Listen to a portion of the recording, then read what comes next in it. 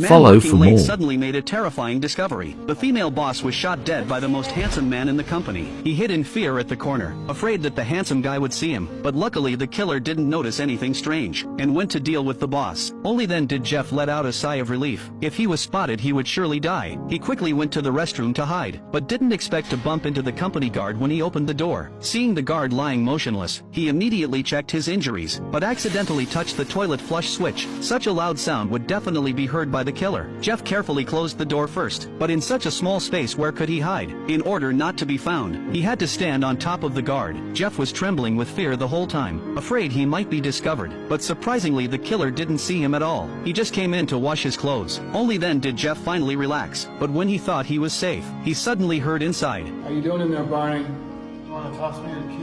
He noticed the keys on the guard, and instantly knew what the killer wanted. He quietly jumped down, then used his small build to his advantage. The moment the man pushed the door open, Jeff had already switched positions successfully, but just as the killer was about to grab the keys, the flush behind Jeff made a sound.